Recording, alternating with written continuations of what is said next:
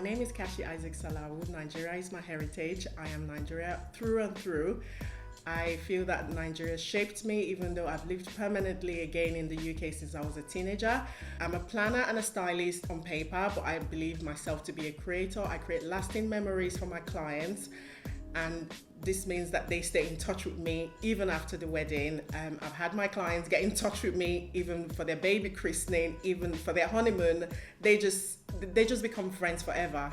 So the first memory I have of a wedding was my auntie's wedding, because I wasn't obviously at my parents' wedding. I think what I remember most about that wedding was the splendor, the grandeur. There was just so much. Everyone was happy. Even uncles that I've seen and they've been in a bad mood. On that day, everyone's happy. My name is Bilen, Zeremariam, and I am of Eritrean heritage. So my business name is Queen of Hearts Floral Design. I am, as it says on the tin, I'm a floral designer, and I basically cater to events and weddings, and I bring flower power. I'd say my first memory is probably via photos, and that's my parents' wedding. They'd kill me if they hear me say this, but this is 42 years ago. So yeah, that was my first memory, and it was a beautiful memory. I look back on it now, and I take inspiration from it now, and yeah, beautiful memories. There's so much food, there's so much opulence, there's just so much joy and celebration. It's absolutely beautiful. I think the memories that I more carry with me was the opportunity to be part of the wedding. So in my culture, the younger sister or the youngest person who can read would read out the letter of the engagement to the groom's family. So I was the one that read the letter of my auntie's wedding, and that memory stuck with me. And my little niece that read the letter of my wedding, she's always in my head, even though that I've gotten married like ages ago. My name is Tessa Williams, and I'm of Caribbean heritage. My business name is A Touch of Neve. It's a luxury wedding and event planning company, and we are based in Notting Hill, West London. My parents were born in Dominica, which is a small island between the French islands of Martinique and Guadeloupe. My father was born in Point Michel, and my mother was born in Scotshead. Scotshead is in the south of Dominica, which is in between the Atlantic and the Caribbean seas. And where they both join, I've heard it's an amazing sight, and one I've yet to experience. They got married a year before I was born, in 1982 to be precise. And I just remember seeing wedding pictures. They had such a big wedding. They had like 7 bridesmaids and groomsmen and flower girls. I remember seeing my mum's wedding cake, like a really big 4-tier wedding cake, and then she had 2 extra cakes as well on each side, and I was just like, I love weddings and I want to, get married one day and have a wedding like this. My name is Shola Adedayo, and I'm Nigerian born but not bred. My company name is Designer Wedding Planner. I'm a wedding planner, and I serve London design. I create luxury wedding planning, and also looking after various couples from different cultures, but mainly Nigerian, Afro-Caribbean, black couples. And I'm also known as the stylish wedding planner. My first memory of a wedding was my big sister's wedding. It had nothing that we have now, and it was, to my eyes now, it was one of the best weddings, but at the same time, when I look back now, it was chaotic. I feel that before, weddings in the past cater to the family friends, your parents' friends, and your aunties and your uncles, and it didn't have much to do with a couple per se. Nowadays, because the couples are paying for their weddings, they're the ones that call the shots. So weddings now are more controlled, a bit more money, and also there's more, couples can put more excitement into their weddings. They can think about social media, things that they've seen on social media, things that they've seen in America and other countries, Australia, and that's the things that they want. We can bring that dream to the couples, and that's what I try and do for my couples. Bring the dream. What do I enjoy most about weddings now? I think there's so many aspects of weddings that, from the planning, even from the anxieties. I know it's really strange to say you love it. You're just there to let them know, I've been through this. it's gonna be okay. Even until the wedding day, the ceremony, the anticipation, the look on the groom's face, the food, the celebration, the joy. Again, like back at what I enjoyed when I was a little child is what I enjoy. I just love to see. I love to see families unite. I love to see them, the handshake. I just love to see two merging into one. It's absolutely beautiful. I can't even explain it. Wow, the diversity. I think the diversity, the culture, you know, I was a cultural bride and I love catering to cultural brides. I think cultural diversity in where we live at the moment is we're like a melting pot and we see loads of different nationalities coming together. And I think for me, that's like massively important and really enjoyable to witness. I enjoy meeting people, I enjoy learning different cultures, and I love seeing my clients' visions tend to fruition. The aspect of my culture, you're asking a Nigerian, hey? Okay, you know, it is the foods. Truly, when I make it to heaven, I want to take some jollof rice for the angels up there. I am so confident of Nigerian food. Like, it is something. When I was back at 95, I would take food to like African Day. I would, you know, serve people. I'm so confident, like, you know, just come and taste some of this. I think it's the food, and I also say the style. I think the style is very colorful, especially with the traditions. I'd say, you know, the Yoruba tradition, the Igbo tradition, the Hausa tradition is just full of colors. There's a lot of colors, and those colors come with representation. And I would also say the presentation. There's a lot of presentation, the way you just like give those things. So they're just little things like rice, like maize, like yam, but then it's all packaged, you know, it just looks like it is a lot more, and they're like, take this so I can have your daughter. It's a lot of soul, it's a lot of, I think the ancestors are really happy. The language would be number one, as I think it shows your identity and is the essence of every person. I would love like my children to inherit that as well. Even though I can't speak the language fluently, I can understand it and I teach my children what I can. I would also say the food as well, you know, being able to cook some traditional meals, not just, you know, nowadays how the children are with these microwave takeaways. No, we want some good home cooked meals, some recipes that's been passed down from our ancestors. I believe every aspect of my culture is quite important, especially now hearing about my heritage. As I said, I wasn't bred in Nigeria. I was born there and I came over to London when I was 5, had all my education in this country. So I'm still learning about my culture from my parents and trying to sort of see bits of it that I feel rhyme with what's happening nowadays. The food is really important when it comes to weddings, because even back in the day, when it was my sister's wedding, for example, my mother always wanted to make sure that the food was enough. If the food wasn't enough, then that whole wedding, that whole party was a major failure. And I find that that's happening now as well. I'm a very proud Eritrean, and I think when culture, I'd say definitely food. I think this is a very, very big thing when it comes to Afro-Caribbean weddings. Food is the absolute most important thing. I think whatever happens, if the food was tasty, then that's the memory that people take. As much as I'd love to say as a floral designer that they take the memory of the interior, it is, but I think people just remember the taste. So food is number one, definitely.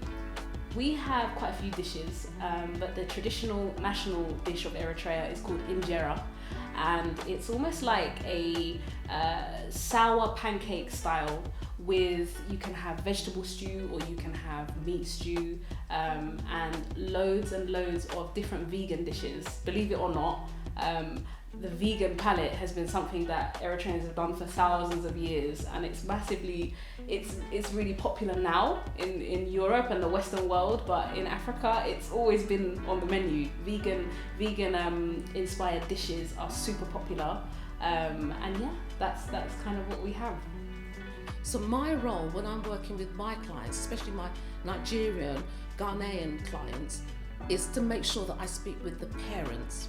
I pride myself on that. That's my little special niche. I have a session with the parents just to see what they want, because at the same time it's the couple's wedding and I get that, but at the same time it's also that mother's wedding as well.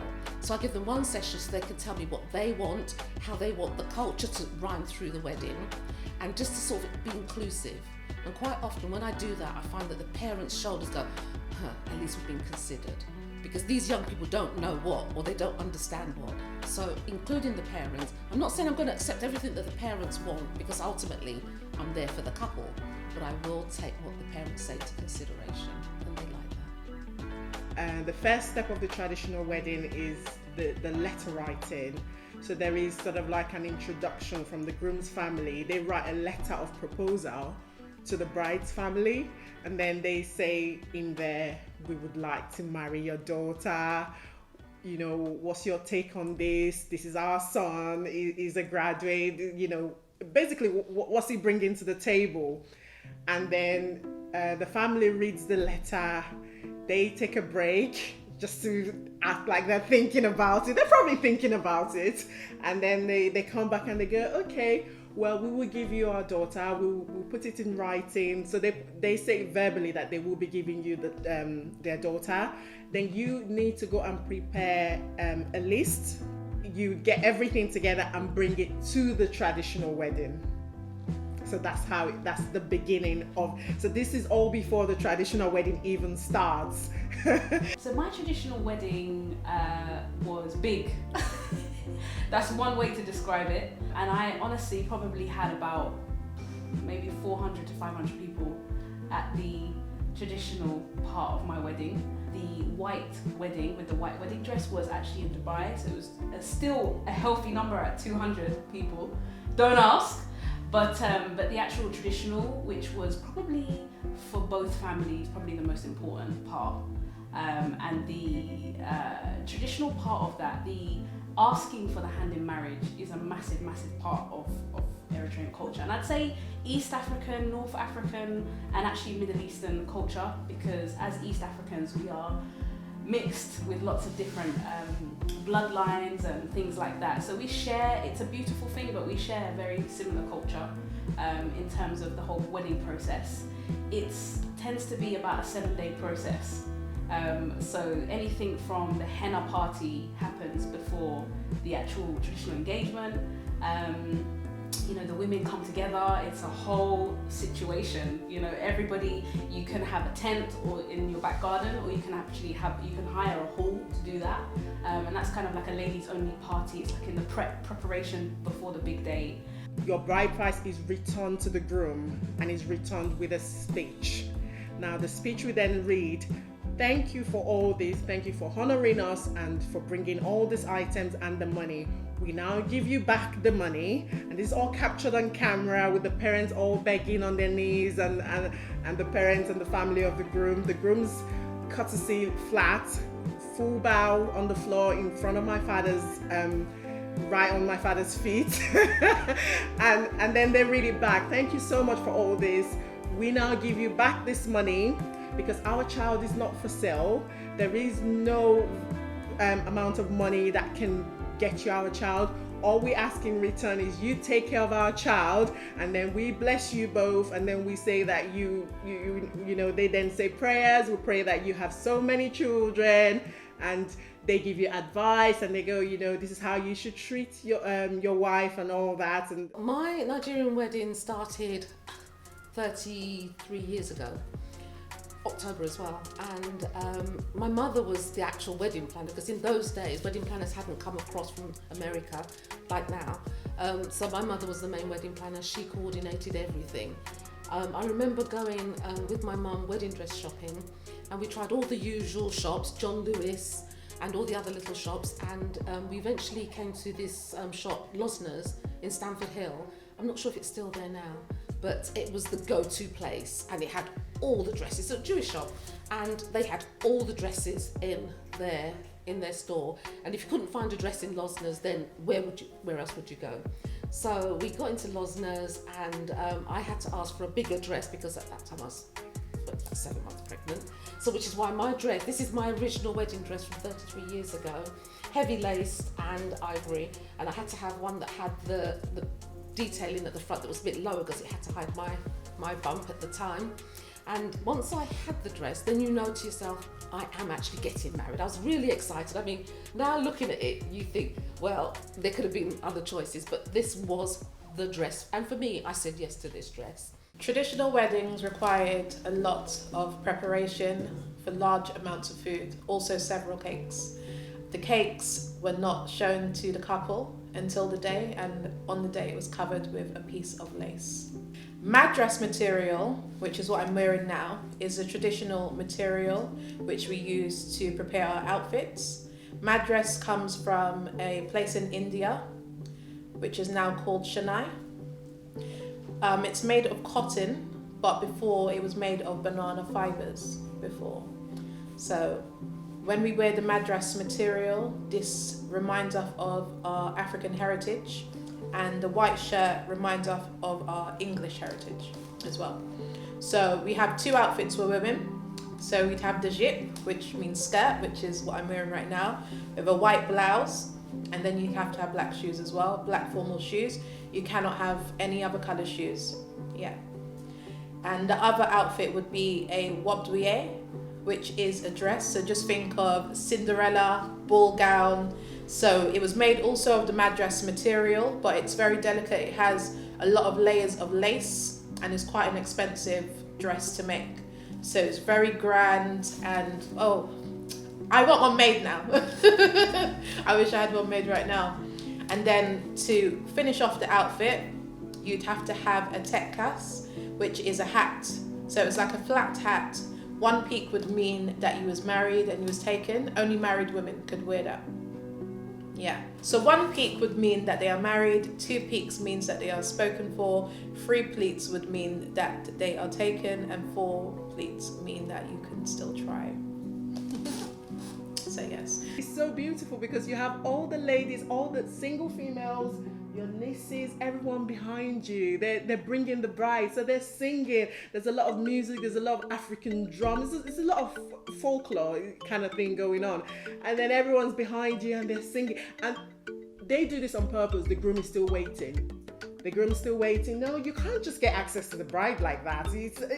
Look, you've paid so much money. You brought all this, but you can't just get access. So the Alaga woman is there, and she's like bringing everyone on. She's like, you need to pay more money. Do you really want to see this bride? And the groom goes and gets all his naira and he's spraying and everything. And the Alaga woman, and then she asks the crowd, should I bring her in? And of course, by this time, everyone goes, come on, bring her in. And then you come in. You'd have your core numbers of guests, and then anybody else who hears about it that remotely knows you or remotely knows your mum or your family, they would pick up their handbag and they would attend the wedding. So when it comes to catering for a wedding in those days, we had no numbers. My mother had to just make sure there was enough food, because it was counted as a shame if you didn't have enough food to feed your guests. So there was enough food. My mother prefers it to be lots extra that people could take home than not to have enough, because the next day after the wedding, that's how people would gauge how well a wedding was. Asking for my hand in marriage was probably the most beautiful thing about getting married for me, because I'm very close to my father. I'm a big daddy's girl, and I'm his only one daughter, so I just have one brother. So this was a huge important part for our family. So my husband, before any type of party happened, he asked for my hand in marriage, an intimate conversation between him and my dad. And that kind of agreement happened, and then we got engaged. But the more public engagement, traditional engagement, happens in front of family. It tends more to be the men. So the men on my side and the men on his side come together, and there is a whole discussion about dowry. There's a whole discussion about, the worth of the bride. And this has been quite controversial in more recent times, because a lot of the time now, there are a lot of families from the girl side that actually don't accept dowry anymore. So there are families, each to their own. And something really funny is, my dad has a great relationship with my husband, and, when we were engaged, he said, this is my one daughter, I need 50 camels. So different parts of Africa, dowry is joked about in different ways, but on the east side of Africa, camels is one of the signature animals that we have. And so my dad used to joke around with my husband and say, I need 50 camels, which is like £50,000. So, It's great, and we had lots of jokes and there was lots of laughs about it. But my dad is a very modern man, and you know, as long as his daughter was happy, he was happy to, you know, hand his daughter in the engagement process. And when it comes to the music for the wedding, because my dad was a printer, he owned his own business back in those days. He used to print for, you know, lots of Nigerian musicians used to come across from Nigeria. So my dad actually bought the musicians. There's about a 12-piece band that he paid for to come from Nigeria to come over here to play at the wedding. So there'll be what we call the Onilu, the band, and they would play the music right the way through. Also had a DJ, but this band, well-known band, so if everyone heard the name, they say, oh my goodness, it's a really good party because so-and-so band is going to be playing. What they don't do nowadays is that parties finish at 11 o'clock nowadays. Back then, you could pay a bit extra for bands, for the venue to stay open, and would have what they call all-night parties. So it was like a rave.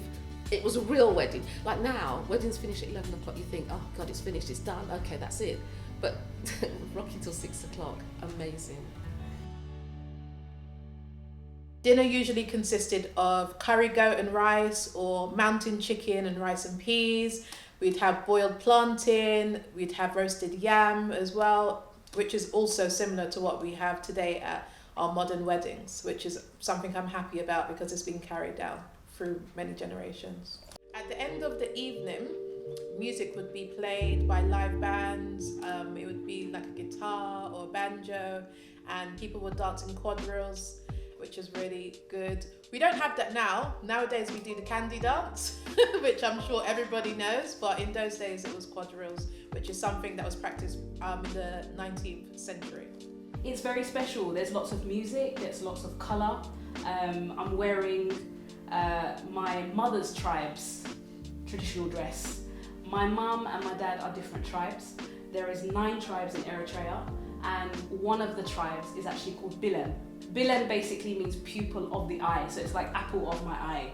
But it's also one of the tribes in Eritrea. It's my father's tribe.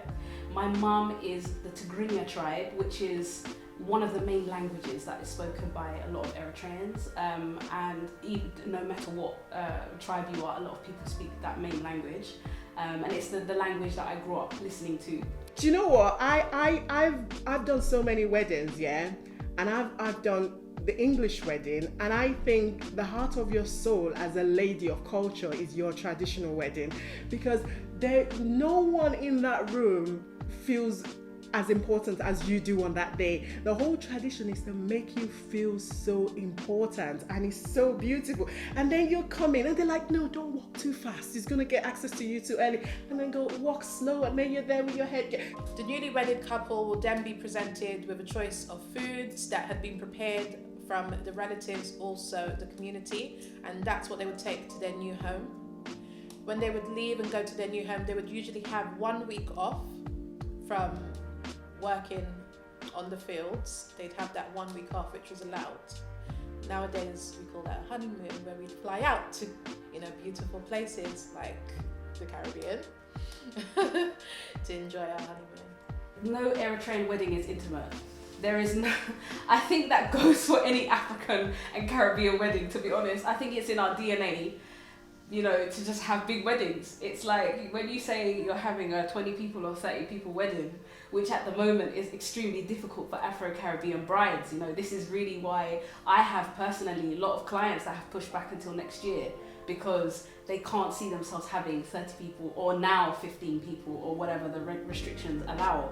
So it's really been interesting this year to see that, to see the fact that culture is massively part of the reasons why a lot of Afro-Caribbean weddings haven't happened this year, because of the amount of guests you can, invite. So culture is massively, massively important, and in that culture is the loud music, it's the jumping, it's the dancing around, it's, gathering together, lots of people, it's like the happiest moment when 2 people come together. And I'd say, as I previously mentioned, when it comes to food, I think that's massively important, but also the traditional dress. We're a small country, but we're very strong, And you know, these 9 tribes, I mean, everybody represents what tribe they come from. I can so feel like I'm back on that day with the headgear and all the ladies. You know, it's just so much fun. And then finally you get to the room, and then the groom sees you. And the Alaga woman goes, "So do you really want to see this bride?" The groom goes, "Yes.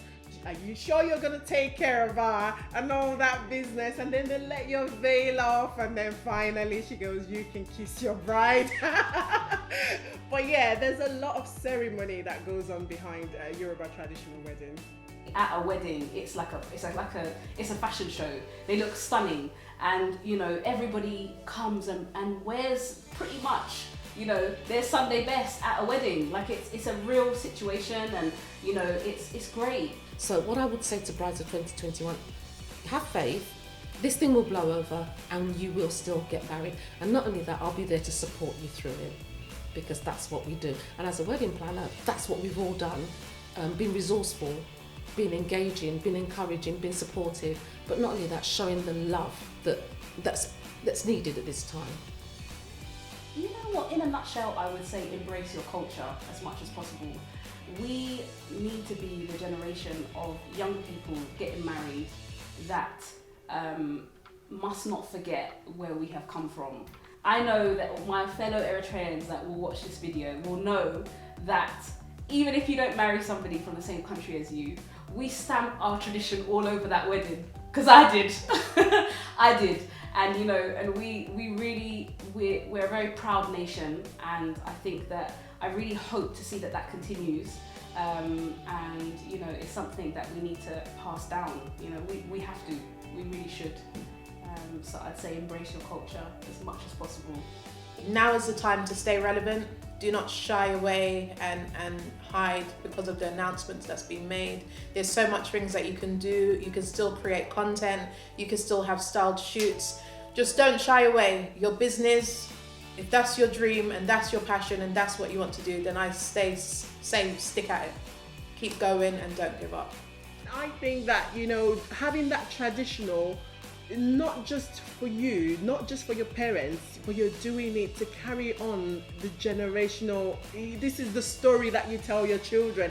I think that aspect, that element of your wedding should not be taken for granted. I advise everyone with a culture, everyone with a tradition, to sort of imbibe their tradition. This is the day that you feel yourself as who you are, because your culture is your identity.